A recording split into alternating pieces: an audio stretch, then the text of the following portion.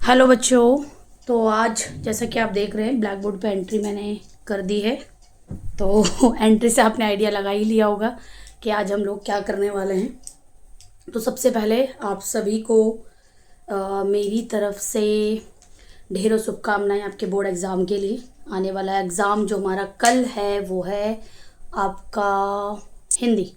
Okay, तो class 10th का कल हिंदी है और हिंदी से ही रिलेटेड मैं आप लोगों को यहाँ पे कुछ चीज़ें कराने जा रही हूँ। ठीक है बेटा, प्लीज़ बताइएगा कोई भी परेशानी हो, क्लास में कुछ दिक्कत हो रही हो, कुछ नहीं दिख रहा हो तो बताइएगा। ठीक है, अपनी तरफ से कोशिश करती हूँ कि कुछ अच्छा ही कर पाऊँ, बेहतरीन दे पाऊँ आप लोगों को। तो जैसा कि कल आप लोगों का क्लास 10th का हिंदी है, हिंदी जिसका कोड है 002 और समय है 3 घंटे। 3 घंटे का पेपर रहेगा और जो आप लोगों के मार्क्स हैं वो 80 मार्क्स है, यानी कि 80 नंबर का पेपर है हिंदी का आपका। राइटिंग बहुत ही गंदी है मेरी, उसके लिए सॉरी, क्योंकि मैं भी सीबीएसई स्टूडेंट रही हूँ और सीबीएसई के बच्चों की, ज़्यादातर बच्चों की, ऐसा नहीं कहूँगी सभी, बट ज़्यादातर बच्चों की राइटिंग हिंदी में अच्छी नहीं होती। मैं इतना भी जो लिख पा रही हूँ वो सिर्फ़ और सिर्फ मेरी टीचर की वजह से, जो मेरी हिंदी टीचर थी मिसेस कविता नेगी, जिन्होंने मुझे 9th-10th में हिंदी पढ़ाई थी, जिनकी वजह से आज मैं ब्लैक बोर्ड पर ये 4 अक्षर हिंदी के लिख पा रही हूँ, आपको पढ़ा पा रही हूँ, या मैं आज जो कोचिंग लेती हूँ हिंदी की, वो इसी वजह से, सिर्फ मेरी मैम मेरी एक हिंदी की वजह रही है, जिन्होंने मुझे हिंदी पढ़ाई, हिंदी का मतलब समझाया। अन्यथा मैं भी और बच्चों की तरह हिंदी से नफ़रत करती थी। मुझे लगता था किसने बनाई हिंदी, क्यों बनाई, बड़ी ही बोरिंग सब्जेक्ट है, बेकार है, लिखना नहीं आता था, पढ़ना नहीं आता था और सबसे मेन इंटरेस्ट तो कतई नहीं था। तो कहते हैं कि एक बच्चे को बनाने का सबसे मेन जो इम्पोर्टेंट पार्ट होता है उसका टीचर होता है, और मैं ये मानती हूँ अपने आप से, खुद से, कि मैं अगर हिंदी आज पढ़ पा रही हूँ, पढ़ा पा रही हूँ और ये 4 अक्षर अगर लिख पा रही हूँ तो सिर्फ और सिर्फ अपनी मैम मिसेस कविता नेगी की वजह से। आज वो पता नहीं कहाँ है, मेरे कांटेक्ट में नहीं है, बट दिल से उनके लिए दुआएं निकलती हैं कि भगवान ऐसा टीचर सबको दे जैसे मुझे दिया। और उन्हीं की वजह से क्लास 10th और 12th दोनों में ही मेरे हिंदी में बहुत बेहतरीन नंबर आए थे, जबकि मैं पास होने वाली स्टूडेंट भी नहीं थी, क्योंकि मुझे हिंदी बिल्कुल पसंद नहीं था। तो इसके साथ ही मैं आगे कंटिन्यू करती हूँ। बेटा देखिए, हमारा जो हिंदी का पेपर है बेटा, उसमें टोटल क्वेश्चन यानी जो प्रश्न है आपके वो 15 आएंगे, 15 प्रश्न होंगे टोटल। ठीक है, मेरी हिंदी की प्रोनाउंसिएशन भी बहुत बेकार है तो प्लीज़ माइंड मत कीजिएगा। खंड जो है हमारे वो क, ख, ग, घ है, यानी कि 4 खंड हमें आने वाले हैं। 15 टोटल प्रश्न होंगे, डिवाइड है अलग अलग खंडों में। तो पहले खंड की बात करते हैं बेटा, बहुत ही इंपॉर्टेंट खंड है आपका खंड क। और खंड क में सिर्फ और सिर्फ 2 प्रश्न आने वाले हैं, एक काव्यांश होगा, एक गद्यांश होगा। आपको बेसिक अंतर पता होना चाहिए कि काव्यांश और गद्यांश में क्या अंतर है। तो देखिए बेटा, गद्यांश में क्या होता है ना, हमारे एक पूरा पैराग्राफ आपको आएगा, यानी कि आपको 2 तरह के यहाँ पे क्वेश्चन आएंगे। एक में आप पे कविता से रिलेटेड, यानी कि कविता दे दी जाएगी किसी भी राइटर की, से सुमित्रा नंदन पंत की दे दी उन्होंने, या कोई भी राइटर की कविता आपको दे दी जाएगी और उस कविता से 7 क्वेश्चन आने वाले हैं। कितने? 7 क्वेश्चन 7 नंबर, 7 क्वेश्चन 7 नंबर।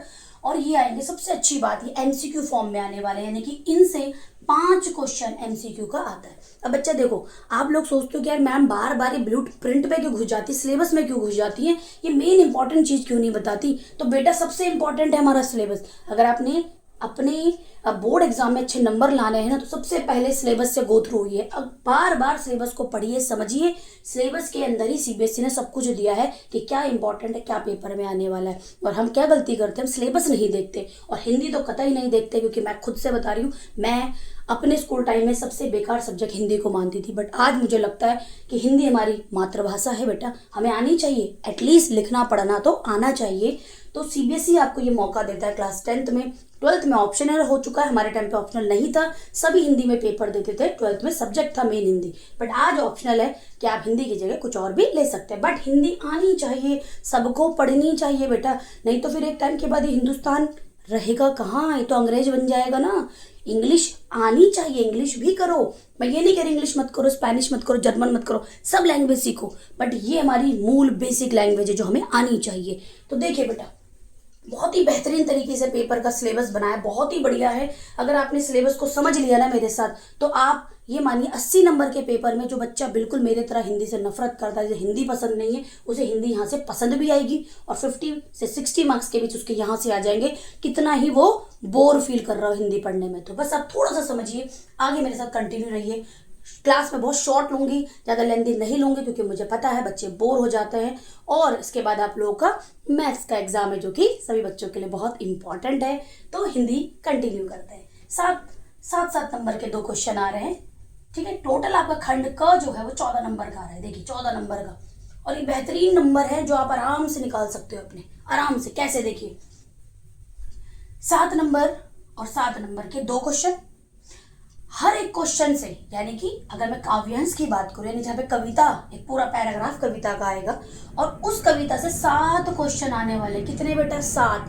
कितने नंबर के? एक नंबर के। लेकिन अच्छी बात क्या है कि उसमें 5 क्वेश्चन एमसीक्यू होंगे, यानी कि एक क्वेश्चन के 4 विकल्प होंगे। एक क्वेश्चन 4 विकल्प। ऐसे कितने क्वेश्चन है? 5। यानी कि आपको सिर्फ काव्यांश गद्यांश पढ़ना है और वहीं से उत्तर ढूंढना है, अपने मन इच्छा से कोई उत्तर नहीं देना। सिर्फ 2 क्वेश्चन एक काव्यांश से ऐसा आएगा जिसमें पूछेगा कि जो कविता की लाइन है, माना ज्यादातर कविताएं क्या होती है, पर्यावरण से संबंधित, प्रकृति प्रेम से संबंधित, पूछ लेगा कवित्री के विचार बताइए। आपने जो कविता पढ़ी है, लाइनों को पढ़ा, बताइए कवित्री के क्या भाव हैं, या कोई शब्द उठा लेकर बताइए आपके हिसाब से इसका क्या अर्थ है, या कविता में इसका क्या अर्थ है। इस तरह के क्वेश्चन आपको लिखने के लिए आएंगे 2 नंबर में, लिखने के लिए। जैसे मैंने कितना बताया बेटा, 5 नंबर के यहाँ से आ गए और 2 नंबर का यहाँ से क्वेश्चन आएगा जो लिखने वाला होगा, एमसीक्यू। ये है आपका। एक आएगा पूरा पैराग्राफ, और बेटा मैं आपको बता देती हूँ, हिंदी या इंग्लिश, पैराग्राफ जो आता है ना बेटा, सबसे ज्यादा इंपॉर्टेंट जो पैराग्राफ होते हैं वो है पर्यावरण, आबादी, मेट्रोपोलिटन सिटी, यानी कि जो जनसंख्या शहरों में बढ़ती जा रही है, उसकी वजह से क्या दिक्कतें हो रही हैं, फास्ट फूड हो गया, इंटरनेट हो गया, जो आज के करंट के मेन इंपॉर्टेंट टॉपिक है, वही आपके पैराग्राफ में आते हैं। तो आपको सिर्फ इतना समझना है कि जो पैराग्राफ है उसे पढ़ना है, क्वेश्चन पढ़ने हैं, प्रश्नों को पढ़कर ऊपर से आंसर ढूंढना है, अपने आप से कुछ भी नहीं करना है। तो ये आपका खंड क हो गया। इसमें क्या क्या है बेटा? कथन कारण, जैसे हम बोलते हैं ना इंग्लिश में असर्शन रीजन, एक कथन दिया होगा, लाइन, और उसके कारण को पूछा होगा, इस तरह का आएगा। कुछ सुमिलित, मैं इसी की बात करूँ। पैराग्राफ के अंदर जो एमसीक्यू क्वेश्चन मैंने आपको बताए, उसके टाइप्स है, हो सकता है मैचिंग करने को आ जाए, उसी के अंदर से हो सकता है कथन कारण आ जाए, लेकिन हो गया वो 7 नंबर के, यानी कि 7 नंबर में 1, 7 नंबर में 1, और यही एमसीक्यू फॉर्म में भी आएगा और लिखने के लिए भी आएगा। तो ये हमारी तरफ से खंड क हो चुका है 14 नंबर में। आइए खंड ख। तो खंड ख है हमारा 16 मार्क्स का है बेटा, यानी कि देखिए 14 नंबर 16 नंबर, कोई ऐसे तो है नहीं कि आप इसे छोड़ दो, बहुत नंबर इंपॉर्टेंट है 14 और 16। तो हमें क्या करना है, 14 नंबर को भी बड़ी वैल्यू देनी है, 16 नंबर को भी वैल्यू देनी है, और मैं आपको बताऊंगी कि पेपर कैसे अटेम्प्ट करना है, तो आप बहुत इजीली तरीके से कर पाएंगे। मैं एक वीडियो आपके साथ और शेयर करूंगी कि आप पेपर कैसे अटेम्प्ट करें, क्योंकि मैंने देखा है बच्चों को, मैं इतने सालों से बच्चों को पढ़ा रही हूँ, बच्चे परेशान रहते हैं, मैम हिंदी का पेपर अटेम्प्ट नहीं होता, क्योंकि आधा तुम्हारा माइंड सेट होता है करना नहीं है यार, जस्ट पास हो जाए बहुत है। लेकिन गलत है बेटा, हम क्यों सोच रहे जस्ट पास हो, अगर थोड़ा सा ये पढ़कर अगर हमारे अच्छे नंबर आते तो क्या दिक्कत है। और फिर ये लाइफ टाइम के मार्क्स होते हैं, हमेशा 10th की मार्कशीट मांगी जाती है, बुढ़ापे तक कहीं अगर आप कहीं भी कुछ भी मांगेंगे, नाम, डेट ऑफ बर्थ, सब कुछ जो चेकिंग होती है ना, वो 10th मार्कशीट से होती है।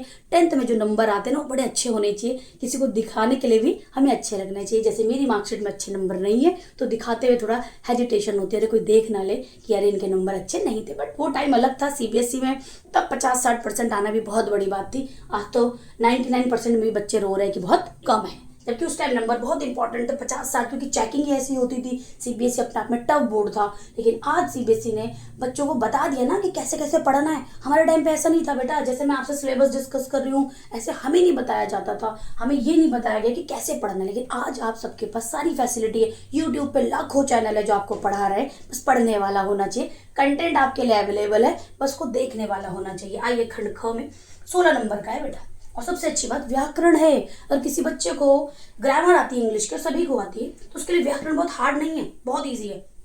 रचना के आधार पर, क्या बोला मैंने, रचना के आधार पर वाक्य के भेद बताना है, जिसमें आपको सरल, संयुक्त और मिश्र 3 ही आपके पास वाक्य के भेद है। आपको करना क्या है, सिंपल से इनके उदाहरण लो, कुछ नहीं समझना, सिंपल उदाहरण लो। अगर एक लाइन में कोई बात कही है एक ही लाइन में, तो वो सरल है।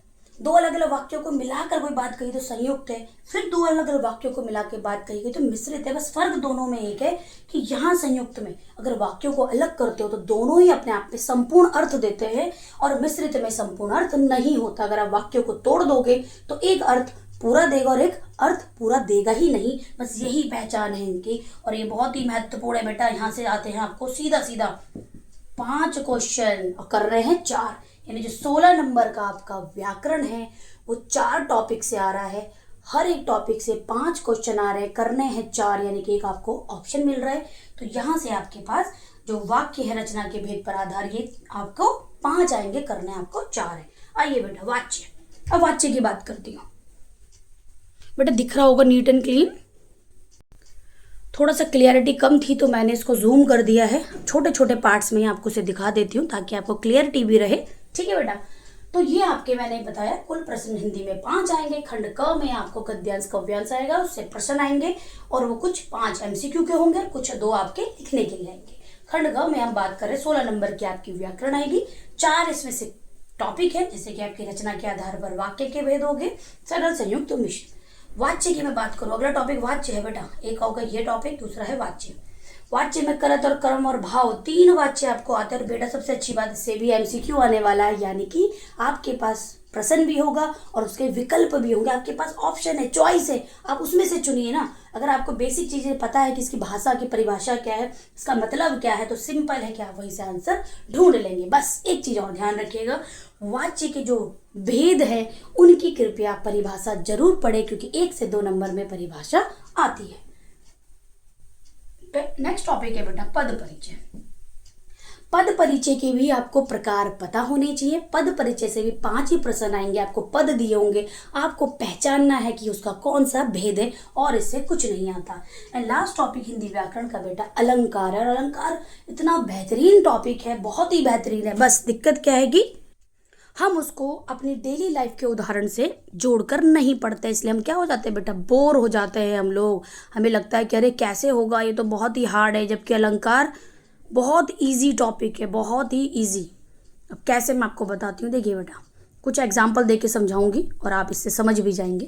देखो बेटा अलंकार के नाम दिए, मानवीकरण, उपमा, उत्प्रेक्षा, रूपक, अतिशयोक्ति। देखो इन अलंकारों का पहले तो आपको मतलब ही पता होना चाहिए कि अलंकार का मतलब है कुछ ऐसे शब्द। देखो हिंदी एक भाषा है और हिंदी भाषा को खूबसूरत बनाने के लिए कुछ शब्दों का इस्तेमाल किया गया, उन्हीं शब्द को अलंकार कहा जाता है। जैसे एक महिला की खूबसूरती आभूषण बढ़ाता है, यानी कि सोना धारण करती है वो खूबसूरत लगने लगती है, श्रृंगार करते खूबसूरत दिखती है। वैसे ही हिंदी भाषा में अगर आप कुछ अलग शब्द ऐड करते हैं तो वो उस भाषा की खूबसूरती को बढ़ाता है। अब अलंकार के भी प्रकार है, यहाँ पर जो आपके सिलेबस में है क्लास 10 बेटा, वो आपका अर्थवार्थ है, यानी कि अर्थकार वाला है, जिसमें अर्थ के भेद पर आपको अलंकार बताने, यानी कि जब वाक्य आप पढ़ रहे हैं तो उसके अंदर जो वर्ड होगा वो कहीं ना कहीं उसके मीनिंग को एक्सप्लेन करके उसकी खूबसूरती बढ़ा रहा है, वही आपका अलंकार है। यहाँ पर जैसे मानवीकरण है, मानव यानी कि मानव से संबंधित होगा, यानी कि जो अर्थ आप यहाँ पे, जो वाक्य आप यहाँ पे पढ़ेंगे वो मानव से संबंधित होगा बेटा। ठीक है, यानी कि वाक्यों को पढ़ते वक्त आप पहचान जाएंगे कि उसका संबंध, उसकी खूबसूरती मनुष्य से है। उपमा में सिंपल होता है कि जो एक वाक्य लिखा होगा एग्जाम्पल में वो कहीं ना कहीं किसी से तुलना कर रहा होगा। जैसे मैंने कहा कि आपका जो चेहरा है वो चंद्र के समान है, चंद्रमा के समान आपके चेहरे की खूबसूरती है, यानी कि मैंने एक किसी व्यक्ति के चेहरे की सुंदरता, खूबसूरती को चंद्रमा के कंपेयर किया, तो वो उपमा हो गया। उत्प्रेक्षा की तो बहुत ही ईजी पहचान है, जहां भी वाक्य में जनो, मनो, जानो, मानो इस तरह के शब्द आ जाते हैं वो उत्प्रेक्षा है। और रूपक में क्या होता है कि जो शब्द दिए होते हैं आप उसमें भेद नहीं कर पाते कि कौन सा उपमा है, कौन सा उपमेय है, कौन सा उपमान है। एक ही शब्द के अंदर सारी बात कह दी गई, इतनी ज़्यादा गहराई, इतनी ज़्यादा लिंक होते हैं वो शब्द, उसे रूपक कहा जाता है। और अतिशयोक्ति तो बहुत ईजी, नाम से पता चल रहा है, अति में तो बहुत बड़ा चढ़ा के बात, जैसे कहते थे ना कि हनुमंत की पूंछ पे लगन ना पाई आग और लंका नसरी जल गई, कुछ इसी प्रकार का अर्थ मैं बता देती हूँ। हमारी मैडम बड़ी खूबसूरती से मैं समझाती थी स्कूल टाइम में ये, और मैं भी कोशिश करती हूँ क्लास में बच्चों को इसी तरह से समझाऊं कि अतिशयोक्ति का मतलब, अति मतलब बात को बढ़ा चढ़ा के कहना कि हनुमान की पूंछ पे तो आग भी नहीं लग पाई और पूरी जो लंका थी वो ढह गई, जल कर राख हो गई, पर हनुमान की पूंछ में आग नहीं लगी। मतलब बात को देखो कितना बढ़ा चढ़ा के कहा। ठीक है, जैसे हमने कहा कि आपका जो हृदय है ना वो हिमालय की तरह विशाल है, अब हिमालय की तरह विशाल किसी का दिल होता है? नहीं। कहते हैं अरे आपकी जो भावनाएं है ना वो समुद्र के समान गहरी हैं। अरे समुद्र के समान इतनी गहरी कहाँ होती है? लेकिन हमने क्या करा, अतिशयोक्ति यानी कि ऐसे शब्दों का इस्तेमाल करा जो बढ़ा चढ़ाकर किसी की खूबसूरती या किसी के बारे में बताते हैं, उन्हें अतिशयोक्ति अलंकार कहा जाता है। इनमें कुछ नहीं बेटा, अलंकार के टिप्स समझ लो छोटे छोटे एग्जाम्पल से। आपके पास आ ही बड़े सिलेक्टिव रहे, 5 अलंकार है, एक एक MCQ आना, आप आराम से बेहतरीन से उसे तरीके से पहचान लेंगे अगर आपको परिभाषा आती है तो। क्योंकि एग्जाम्पल क्या आएगा ये नहीं पता, कुछ भी आ सकता है, तो उसके लिए आपको सिर्फ इसकी परिभाषा पता होनी चाहिए। तो ये हो गया बेटा हमारा खंड क और ख। अब आइए नेक्स्ट जो आते हैं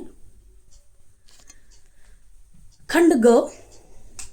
जो खंड ग है बेटा हमारा ये 30 नंबर का है और बहुत ही महत्वपूर्ण है। इंग्लिश में इसको लिटरेचर कहा जाता है, हिंदी में ये आपके पाठ्य पुस्तक से सॉरी जो खंड ग है इसमें हम 2 बुक के बारे में स्टडी करने वाले हैं, यानी कि आपकी जो सिलेबस की बुक है कृतिक और क्षितिज वो हम यहाँ पे पढ़ते हैं। अब सॉरी मैंने क्यों कहा, मैं दोबारा एक बार बता देती हूँ मैं सॉरी क्यों कह रही थी आप लोगों को, क्योंकि मुझे लगा मैंने खंड ग तो लिख दिया, इसमें सिलेबस नहीं लिखा, बट मैंने साइड में देखा तो मैंने लिखा हुआ था।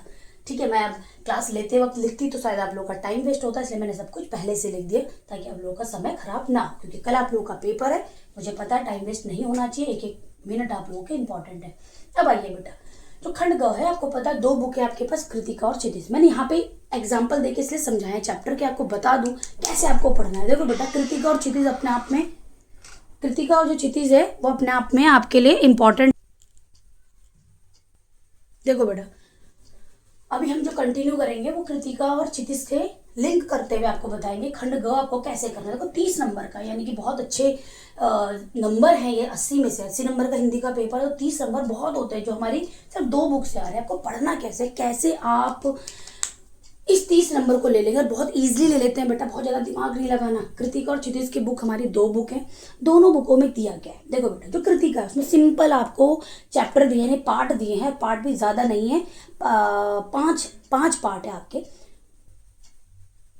पांचों पार्ट में अगर आप पार्ट की समरी भी सुन ले, सिंपल इतना कि माता का आंचल जो है, यानी कि मम्मी मदर की बात हो रही है, उसका आंचल है, उसका पल्लू, उसका छाए, कैसे माँ अपने बच्चों को पालती है, उसके लिए क्या क्या करती है, यानी कि सिर्फ आप पार्ट की समरी को भी समझ ले, सुन ले, तो मुझे लगा तब भी आप इसके प्रश्न उत्तर आराम से कर लेंगे। ध्यान रखिएगा बस एक मेन बात, सबसे इंपॉर्टेंट बात, कि जब भी आप हिंदी के चैप्टर को पढ़े, प्लीज़ पढ़ने के बाद, सुनने के बाद इतना जरूर याद रखें कि हर पार्ट से आपको कुछ ना कुछ नॉलेज मिलती है, कुछ ना कुछ मोटिवेशन मिलता है, वो आपको याद होना चाहिए। क्योंकि हिंदी में ये नहीं पूछेगा कि क्वेश्चन में कि उसका नाम बताइए, उसने क्या किया वो बताएगा, नहीं, वो आपके विचार जानना चाहेगा। क्वेश्चन में ये पूछा जाएगा कि आप बताइए कि माता का आंचल जो पार्ट है उसको पढ़कर आपने क्या सीखा, आपको क्या लगा, कि आपकी लाइफ में उसका क्या रोल रहेगा, आप उससे क्या सीखेंगे। इस तरह के क्वेश्चन आपको आते हैं। तो कृतिका में हमारे पास सिंपल पार्ट है, और पार्ट को आपको पढ़ के उनकी मीनिंग निकालना है और मीनिंग से ही आपको प्रश्नों के उत्तर देना है। क्षितिज में बस बेटा बुक को 2 हिस्सों में बांट दिया, एक में काव्यांश है, एक में गद्यांश है। काव्यांश में आपके जो कवि हैं, कवित्रियाँ हैं, उन्होंने अपने जो उनकी कविताएं हैं उनके बारे में, जैसे सूरदास के, तुलसीदास के, इसमें कुछ कवियों के नाम हैं, उनकी कविताएं हैं, उनमें भी आपको कुछ नहीं ज़्यादा दिमाग लगाना, उनकी कविताओं की सिर्फ समरी आपको पता होनी चाहिए, क्या अर्थ है, क्या मीनिंग है। और गद्यांश में भी क्या चैप्टर है, नहीं पार्ट है, और अलग अलग राइटरों के पार्ट है, तो आपको बस ये पता होना चाहिए कि उस गद्यांश में हर पार्ट का क्या सारांश है, यानी कि समरी क्या है और अर्थ क्या है, क्या आपने सीखा उस पार्ट को पढ़ने के बाद। ये सबसे इंपॉर्टेंट है क्षितिज में, ध्यान रखिएगा। अब देखिए खंड ग में 30 नंबर का है बेटा, सिंपल 15-15 नंबर में दोनों बुकों को बांट दिया। बट क्वेश्चन कैसे आ रहे हैं वो सबसे इंपॉर्टेंट है, क्योंकि अब हिंदी पहले जैसी नहीं रही। पहले हिंदी अलग तरह से आती थी, अब हिंदी को भी इन्होंने कॉम्पिटेंसी बेस्ड लर्निंग कर दिया गया, यानी कि क्रिएटिव लर्निंग यहाँ पर आपको देखने को मिलेगी। आपको पार्ट पता है, आपको सारांश पता है, लेकिन उसके बाद भी कुछ क्वेश्चन इस तरह से घुमा के दिए जाते हैं कि बच्चे परेशान हो जाते हैं कि क्या है। अब हमें अगर ब्लूप्रिंट पता है, क्वेश्चन कैसे पूछ रहा है, अगर ये भी पता है और चैप्टर की समरी पता है, तो बहुत इजी हो जाता है आंसर कर पाना। देखिए गद्यांश है, 5 MCQ आ रहे हैं आपको, कितने आ रहे हैं, 5 MCQ। अब गद्यांश एक पूरा इन्हीं, ये जो सिलेबस है ना, कहीं बाहर से नहीं, इन्हीं सिलेबस में से कोई टॉपिक उठा के दे देंगे, उससे 5 प्रश्न आएंगे MCQ फॉर्म में, यानी कि एक क्वेश्चन जो आएगा उसके 4 विकल्प होंगे और 5 आपको यहाँ पे क्वेश्चन देखने को मिलेंगे एक एक नंबर में। उसके बाद बेटा 4 प्रश्न आएंगे आपको, कितने बोला मैंने, 4, करने कितने, 3, 4 आ रहे, 3 करने, ये भी आपको गद्यांश से आएंगे और ये आपके 2 मार्क्स के होंगे। ठीक है, 2 नंबर में, बहुत ज़्यादा नहीं आपको कुछ करना, 2 नंबर में लिखना है। ऐसे ही काव्यांश है, ये तो गद्यांश की बात थी, ऐसे ही काव्यांश यानी कविता से भी क्या, कविता की कुछ लाइन दे देंगे, उससे 5 क्वेश्चन देंगे, 5 नंबर में देंगे, यानी एक एक नंबर का एक क्वेश्चन MCQ आएगा। फिर इसी काव्यांश से, पोयम से, यानी कि जो कविता है, जो सूरदास है, तुलसीदास, इसी से 4 प्रश्न आएंगे, 3 करने हैं 2-2 नंबर के। अब 2-2 नंबर के हैं तो वर्ड लिमिट दी है 25 से 30 शब्द, ज़्यादा नहीं लिखना, 25 से 30 शब्द में बात खत्म कर दो। फिर इसी काव्यांश से ही आपको 3 प्रश्न आएंगे, पर करना कितने प्रश्न है बेटा, सिर्फ 2, यानी कि एक प्रश्न की यहाँ पे चॉइस है, नंबर कितने, 4।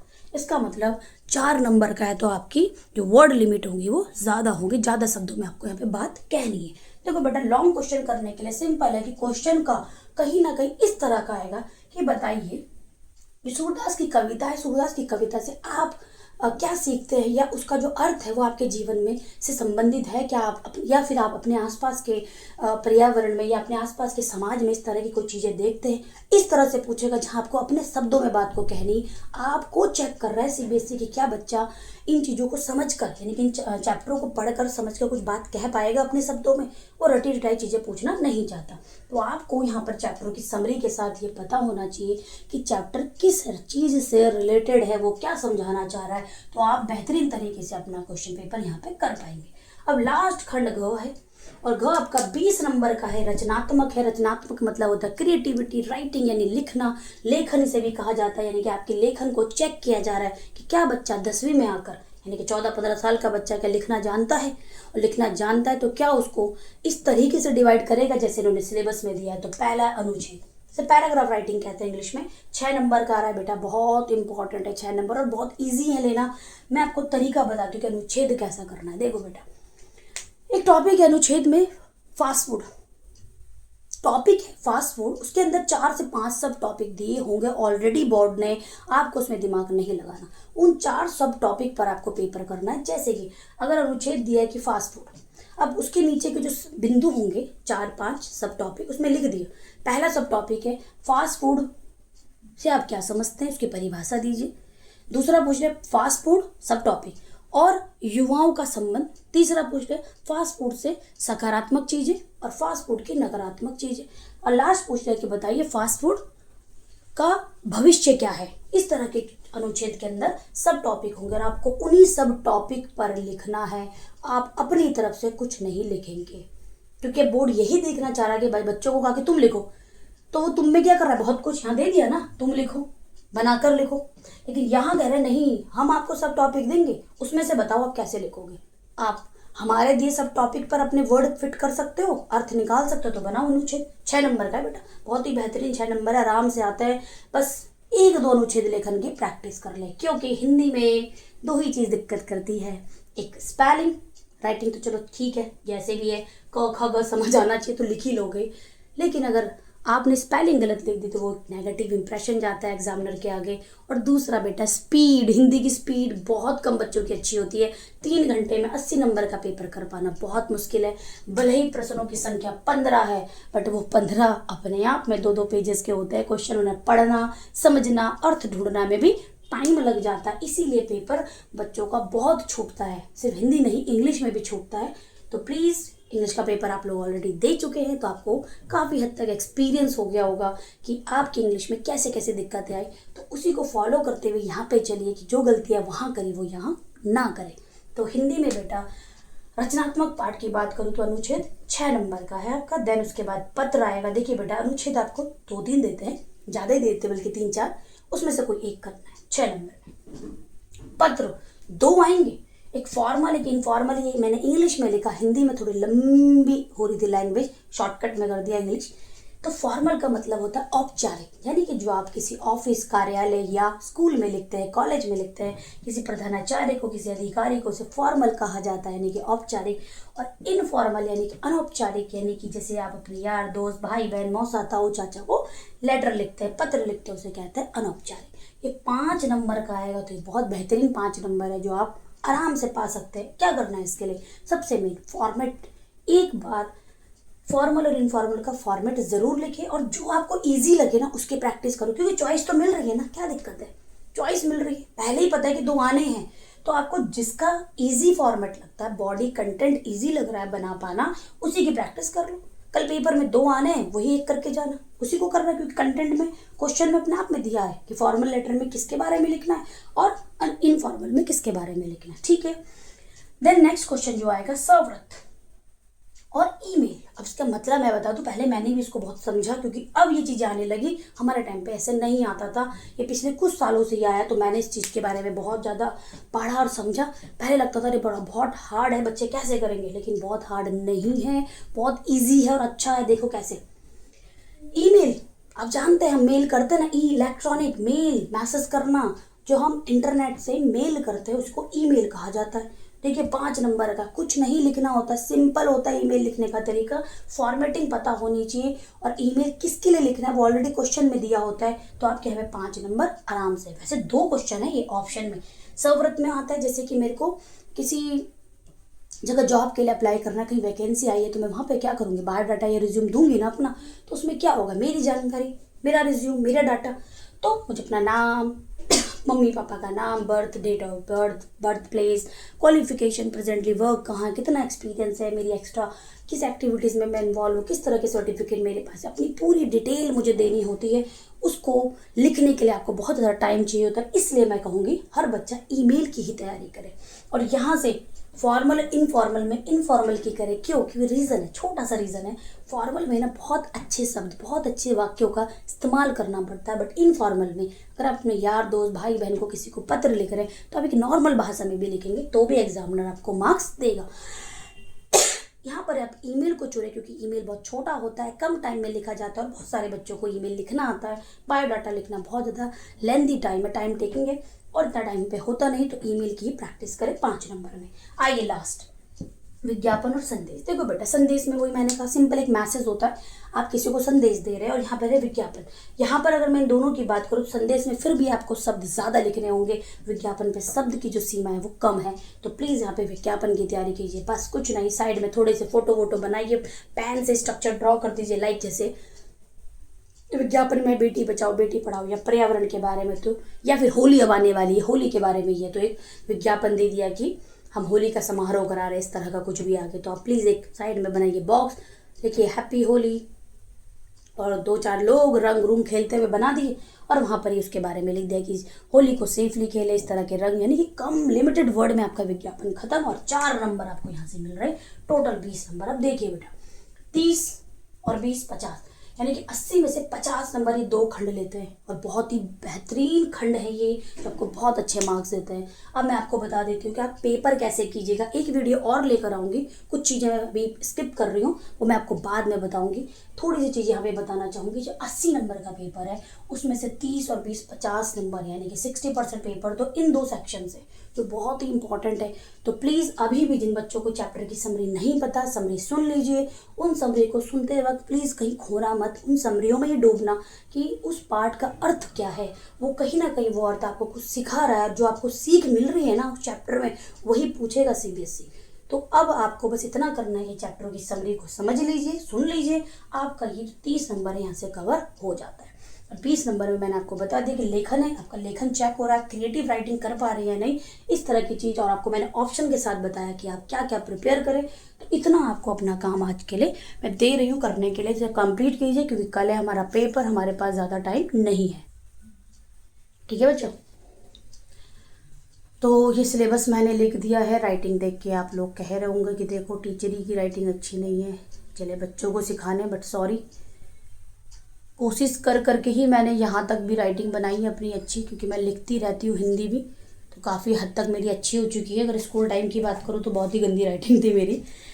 चलिए, तो बीच बीच में आपको बताती रहती हूँ अपने बारे में भी, आपको भी पता होना चाहिए कि टीचर कोई स्पेशल यूनिट के नहीं बने होते, आप ही और आप ही के जैसे हैं टीचर भी। ठीक है, तो गलतियाँ टीचर भी करते हैं, कमियाँ टीचर में भी होती है, और टीचर भी सीखता है।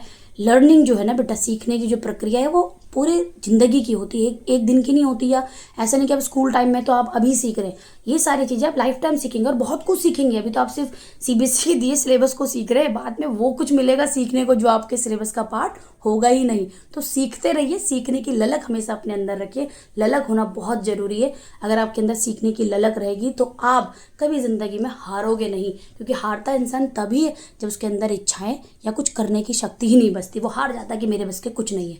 तो आप ये हिम्मत बनाए रखो, सीखने की ललक बनाए रखो, आप ज़रूर एक दिन सक्सेसफुल होंगे। तो मेरी तरफ से आप लोगों को ढेरों शुभकामनाएं बोर्ड एग्जाम के लिए। तो अपना पेपर बेहतरीन कीजिएगा। अभी एक वीडियो और शेयर करूंगी आपके साथ, बताइएगा आपको मेरी वीडियो कैसे लगी, कमेंट ज़रूर कीजिएगा। आप लोग कमेंट नहीं करते, मैं इस चीज़ के लिए बहुत नाराज़ हूँ। कमेंट किया कीजिए भाई, बताया कीजिए। मैं ये थोड़ा ना करी तारीफ़ ही करो, मैंने तो नहीं कहा किसी को तारीफ़ करो, बुराई कर लो, पर करो तो कमेंट में बताओ तो क्या कमियां हैं, तभी तो पता चलेगा आप लोग को वीडियो अच्छी लग भी रही कि नहीं। पता चला मैं बनाई जा रही हूँ और आप लोग पसंद ही नहीं कर रहे हैं। प्लीज़ बताइए कैसी लगी कैसी नहीं वीडियो आप लोगों को, ठीक है। कोशिश कर रही हूँ अच्छे से अच्छा दे पाऊँ आप लोगों को वीडियो के थ्रू। और आगे मैं जल्दी अपना नया चैनल बनाने वाली हूँ एजुकेशन से रिलेटेड, ठीक है ना। उसमें आप लोगों को पढ़ाया भी जाएगा, मोटिवेशंस भी दिए जाएंगे और अपनी लाइफ से रिलेटेड, अपने एजुकेशन की जो स्ट्रगलिंग लाइफ रही है उससे रिलेटेड चीज़ें भी मैं आपसे शेयर करूँगी। कहते हैं ना कि जब हम दूसरों से सीखते हैं वो ज़्यादा अच्छा होता है। अपने से तो सीखेंगे पर दूसरों से भी सीखें, दूसरों के तजुर्बे भी जाने ज़रूर कि उसने क्या किया लाइफ में, ताकि हम वो गलतियाँ कभी ना करें। गलतियाँ हमने बहुत की, हम तो आगे आ चुके हैं अभी बहुत, और गलतियाँ करके ही आए यहाँ तक, और हम अपनी गलतियों से सीख रहे हैं और हमारी गलतियों से आप भी सीखें कि वो गलती आप ना करें। तो मैं अपनी गलतियाँ हमेशा बताती रहती हूँ और मैं चाहती हूँ कि मेरे बच्चे वो सब गलतियाँ ना करें जो हमने की। वो समय पर पढ़ लिख कर होनहार बनकर और एक कुछ लायक इंसान बने, अपने माता पिता का नाम रोशन करें। मेरी सभी बच्चों के लिए ढेरों शुभकामनाएं, ढेरों दुआएं मैं अपने बच्चों को देती हूँ। खूब तरक्की करो और अच्छे नंबरों से 10th एग्ज़ाम पास करो। ओके बच्चों, मिलते हैं जल्दी। Bye bye, take care.